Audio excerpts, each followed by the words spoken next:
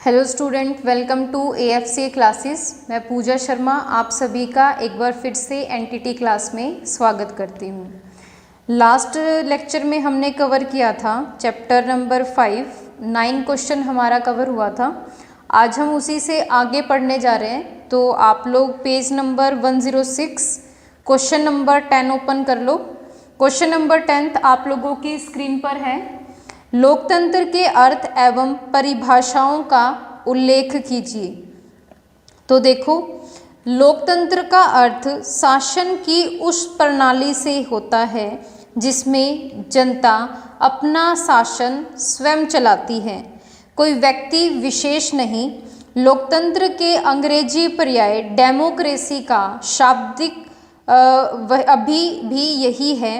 Democracy शब्द Greek भाषा के डेमोस तथा क्रेडिक का शाब्दिक अर्थ भी दोनों शब्दों से मिलकर बना है। डेमोस का अर्थ है शक्ति और क्रेडिक का अर्थ है जनता।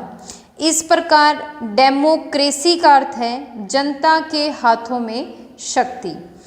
तो अगर हम बात करें अब्राहम लिंकन के शब्दों की, तो लोकतंत्र शासन की वह प्रणाली है जिसमें जनता का शासन जनता द्वारा और जनता के लिए होता है। ठीक है, तो इस क्वेश्चन में आप लोगों को एक्स्ट्रा कुछ पढ़ने की ज़रूरत नहीं है। आप सिर्फ इसका अर्थ और इसकी कोई भी परिभाषा जो भी आपको आसान लगे उस परिभाषा के बारे में ईजिली पढ़ सकते हो। बाकी एक्स्ट्रा इसके सिद्धांत तो आपका मैंडेटरी नहीं है। आप बाकी इनकी जो अर्थ है और परिभाषाएं हैं खाली इतना ही रीड आउट कर लो। इसके बाद देखो क्वेश्चन नंबर 11 देखेंगे, आप लोगों की स्क्रीन पर है। महात्मा गांधी की शैक्षिक विचारधारा का संक्षेप में वर्णन कीजिए। आइए देखते हैं कि महात्मा गांधी क्या कुछ कहते थे शिक्षा के बारे में। तो सभी को उनका परिचय भली भांति पता है, आप इसको रीड आउट कर सकते हो। इसमें हम देखेंगे कि उनका जीवन दर्शन क्या था। तो सबसे पहले उन्होंने हमें सिखाया सत्य। महात्मा गांधी जी का पहला आधार था सत्य। वे सत्य को ही ईश्वर मानते थे। उनका पहला विचार था ईश्वर ही सत्य है। दूसरा, उन्होंने हमें बताया अहिंसा के बारे में। यह सत्य और अहिंसा को एक दूसरे से अलग करना पर्याय असंभव है। उनका मानना था कि ये एक ही सिक्के के दो पहलू हैं। थर्ड, उन्होंने हमें बताया प्रेम, जैसे कि पूर्ण एकत्व, अहिंसा और सत्य, और तीसरा मानव सेवा। गांधी जी की शिक्षा के बारे में अगर हम बात करें तो सबसे पहले महात्मा गांधी ने टोल्स्टॉय आश्रम में एक अखबार निकाला। आश्रम के प्रेस में वह छपता था। प्रेस को केंद्र मानकर उन्होंने शिक्षा के प्रयोग स्वयं अपने एवं आश्रम के बच्चों पर किए। दूसरा, महात्मा गांधी का शिक्षा दर्शन उनके जीवन दर्शन से प्रभावित था। तीसरा, महात्मा गांधी जी का विद्यमान शिक्षा प्रणाली के प्रति असंतोष था। अब देखो, उनके शिक्षा दर्शन के मुख्य आधार जैसे कि शिक्षा दर्शन में आदर्शवाद, व्यवहारिक शिक्षा दार्शनिक, गतिशील शिक्षा दर्शन, ये कुछ मुख्य आधार हैं जो आप अपने बेस पर भी रीड आउट कर सकते हो। अगर हम बात करें पाठ्यक्रम की, तो उन्होंने कुछ इस तरह से व्यक्त किया है कि बुनियादी उद्योग का यूज़ किया जाना चाहिए, मातृभाषा होनी चाहिए, गणित, सामान्य विज्ञान, ड्राइंग, संगीत, ये कुछ उनके पाठ्यक्रम थे। शिक्षण विधि, उन्होंने टीचिंग मेथड यूज़ किए, जैसे कि लर्निंग बाय डूइंग, करके सिखाना, लर्निंग बाय एक्सपीरियंस, अनुभव द्वारा सिखाना। तो ये कुछ टीचिंग के उनके मेथड हैं। इसके बाद डिसिप्लिन, जैसे कि आत्म अनुशासन या फिर वॉलेंट्री डिसिप्लिन, ऐच्छिक अनुशासन हो सकता है। मूल्यांकन की अगर हम बात करें तो गांधी जी का शिक्षा दर्शन मनोविज्ञान, समाज शास्त्रीय एवं जीवन शास्त्रीय दृष्टि से पूर्ण एवं स्वस्थ है। दूसरा, उद्देश्यपूर्ण उपयोगी क्रियाओं के माध्यम से बौद्धिक विकास में विश्वास रखता है। शारीरिक विकास पर पर्याप्त बल देती है। कल्पना के विकास में सहायता करती है। भाषा एवं विषयों की दृष्टि से स्वस्थ है। अब कंक्लूजन निकलता है कि गांधी जी का संपूर्ण जीवन दर्शन प्रगतिशील रहा है। शिक्षा दार्शनिक के रूप में गांधी जी की वास्तविक महानता इस बात में है कि उनके दर्शन में प्रकृतिवाद, आदर्शवाद तथा प्रयोगवाद की मुख्य प्रवृत्तियाँ स्वतंत्र नहीं हैं। ठीक है स्टूडेंट, बहुत ही इजी क्वेश्चन था क्योंकि ये हम पहले भी 10th क्लास में पढ़ चुके हैं। नेक्स्ट क्वेश्चन देखो, आप लोगों की स्क्रीन पर है। धर्म का अर्थ एवं परिभाषा दीजिए। धार्मिक शिक्षा के क्या उद्देश्य हैं और धार्मिक शिक्षा के दोष बताइए। तो देखो, धर्म का अर्थ और परिभाषा। धर्म का अर्थ, धर्म शब्द अंग्रेजी भाषा के शब्द रिलीजन का हिंदी रूपांतरण है। रिलीजन शब्द की उत्पत्ति लैटिन भाषा के री और लिग्री इन दो शब्दों से मिलकर होती है। अब देखो, इनका जो पूर्ण संबंध है वो रहेगा स्थापित करना। इस प्रकार धर्म वह है जो संबंध स्थापित करता है।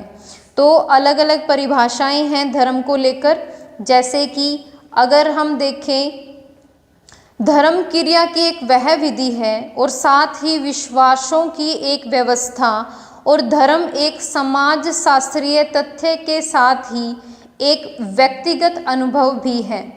दूसरा आता है फ्रेजर। फ्रेजर के अनुसार धर्म से तात्पर्य मनुष्य से श्रेष्ठ उन शक्तियों को संतुष्टि अथा आराधना करना है जिनके बारे में व्यक्तियों का वह विश्वास है कि वे प्रकृति और मानव जीवन को नियंत्रित करते हैं। तो जो भी परिभाषा आपको धर्म की बहुत आसानी से समझ आ रही है, आप उसके थ्रू गो थ्रू कर सकते हैं।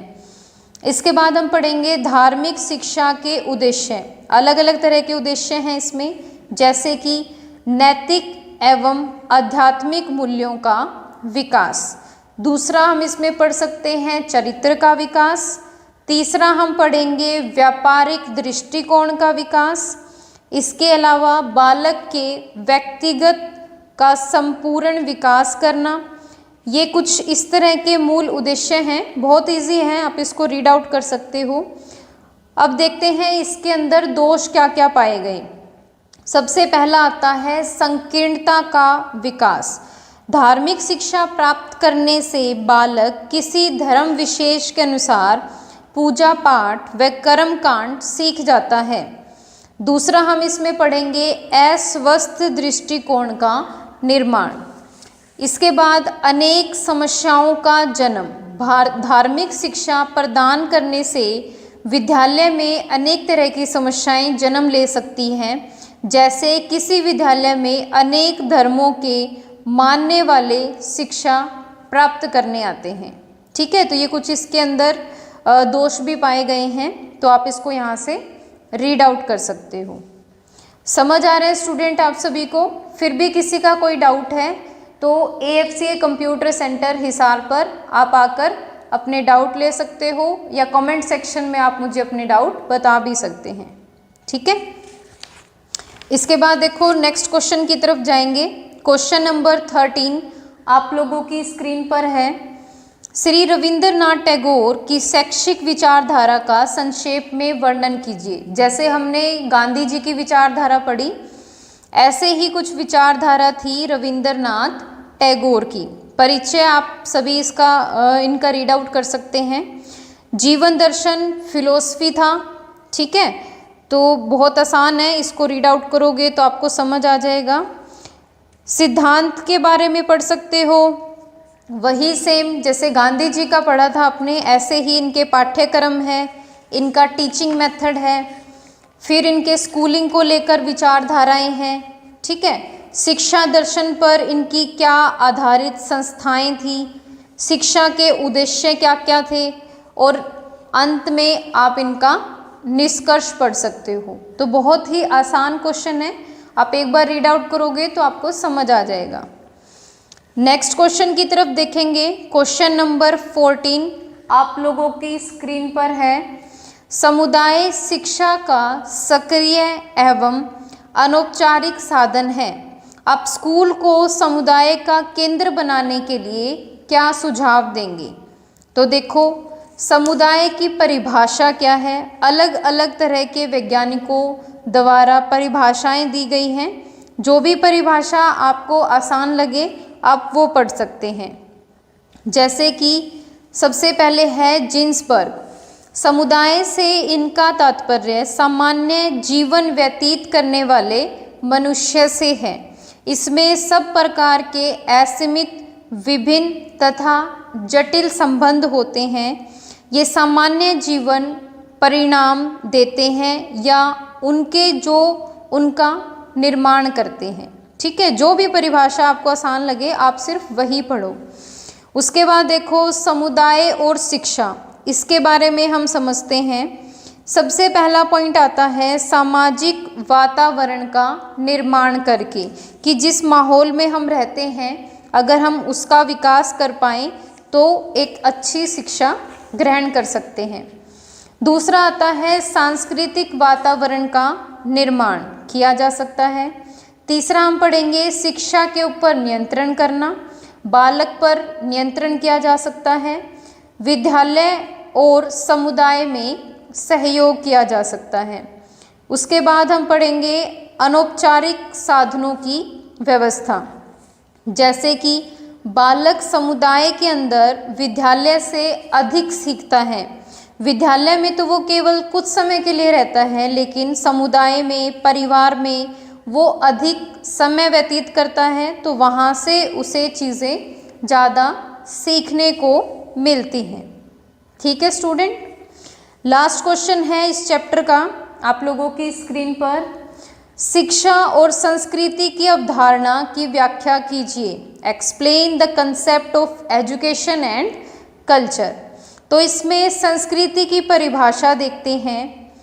ओटवे का मानना है किसी समाज की संस्कृति से अर्थ उस समाज की संपूर्ण जीवन पद्धति से होता है।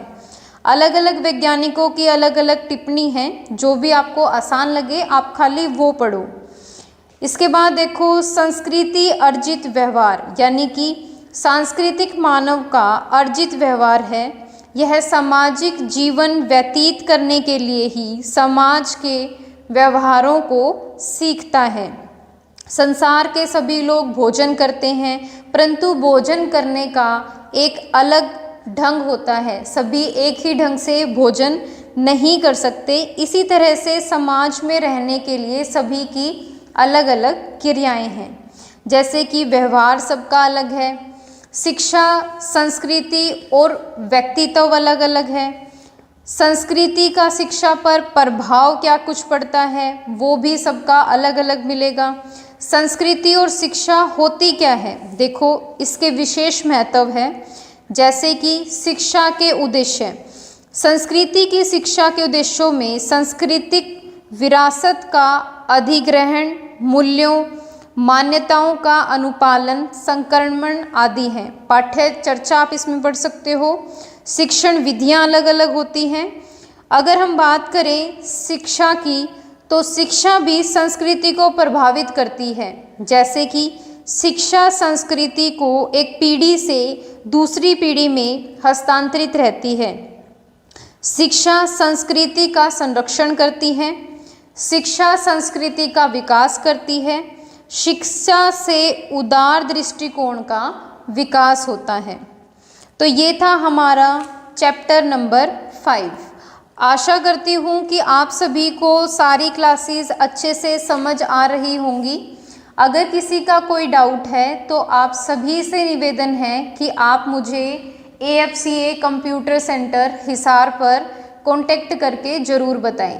आगे के लेक्चर नेक्स्ट टाइम देखेंगे। तब तक के लिए आप सभी अपनी स्टडी को कंटिन्यूस रखें।